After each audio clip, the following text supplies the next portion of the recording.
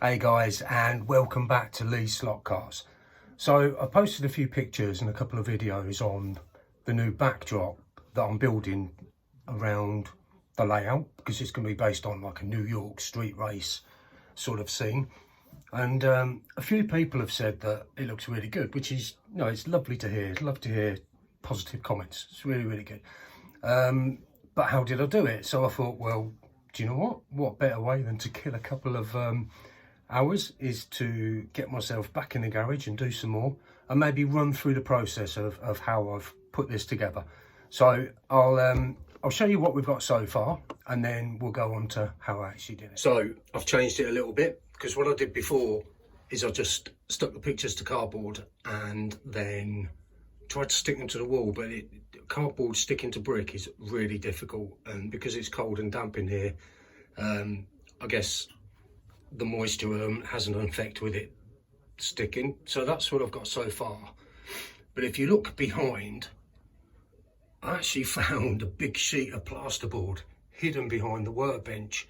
So I've cut that out, cut it in half, cut it into sections, and that is fixed to the wall. And now obviously these images stick much better to plasterboard than they do to a brick wall. You'll also see at the ouch, sorry, I've hurt my back. Oh, that really hurt. So you can see at the top here, I put on like a little conduit, and inside there, I don't know if you can see, can we get up there? You probably can, it's probably easier if I switch it on. There's an LED strip in there, so that's gonna run all the way through, all the way across. So that's as far as I've got with it. There's quite a bit to do, there's all that wall to do.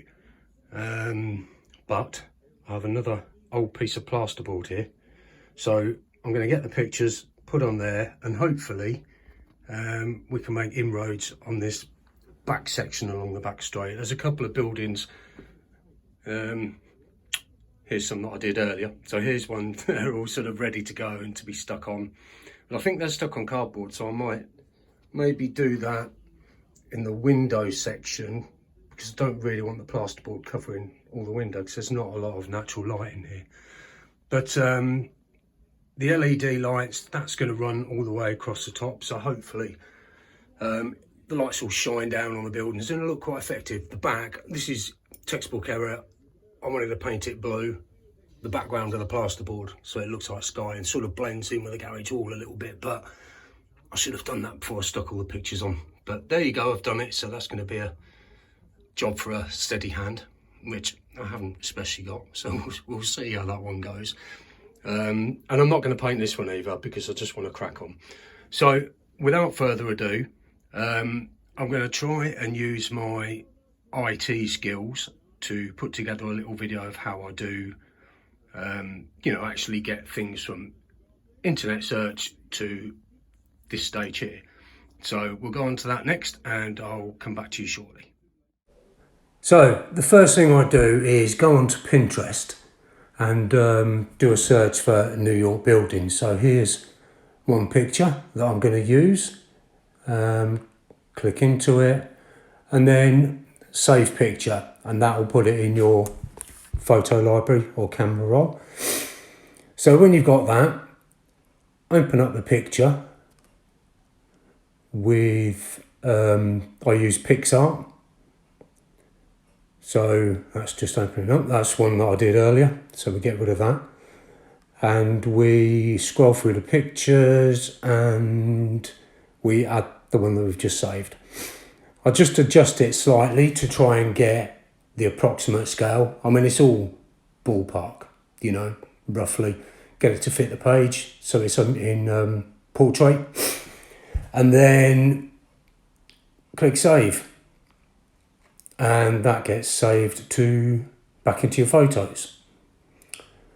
And once we've done that, then we need to print it, and that is nice and straightforward. You just, where are we? Let's have a look, let's scroll through, see if we can find it. There it is. So select that, go to print, and there you go, and print it out. And there, I usually cut it with a scalpel when it's printed, so you get nice even lines. I hope that was clear. That's the process. So once you've done that, once you've printed them out, it's just a case of cutting them out. And here we go, and it's really hard to get the scale right, because I do find that sometimes it'll line up here but not up here, but in general, you know, it's not too bad. And to be honest, it is just a backdrop, so when all said and done, you're not going to be studying it. It's just to get the overall effect. But that's what we do, and then stick them all the way along here. This could be a problem. It's a damaged bit of plasterboard. Don't know how I'm going to get that to stick on there, but we'll cross that bridge when we come to it. And also, when I said about the lighting conduit for the strip light, well, there you go. That's just a piece of foam board scored so I can fold it, and little tabs there that I can glue it shut. And on the back, the strip light will be glued across here.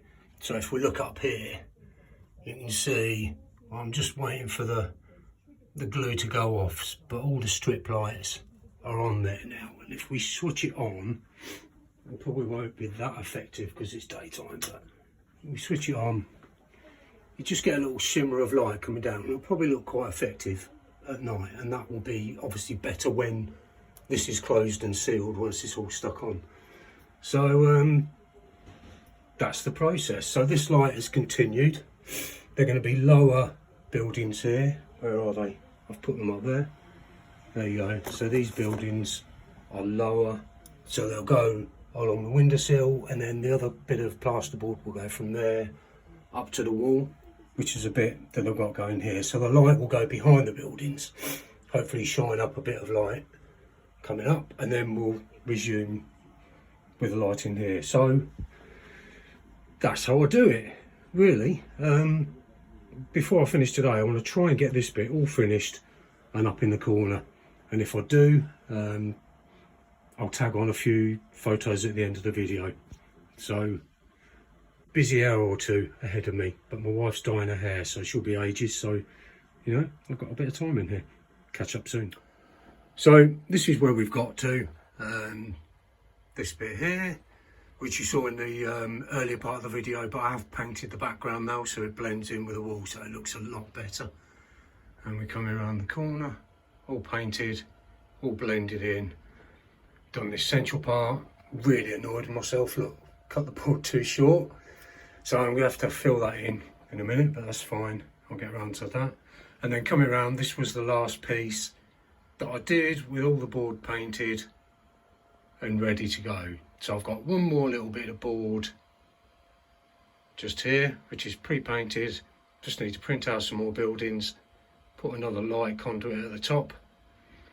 And I would say the border, apart from around the back here, yeah, well, I'm going to do something different there, is about done. So, you know, I said all along, this is a really plain and simple circuit, but I wanted to do that, so I had loads of space in the middle here to do something. I don't know, build some buildings, maybe have a park with a pond, who knows, a few little ducks flapping about in there.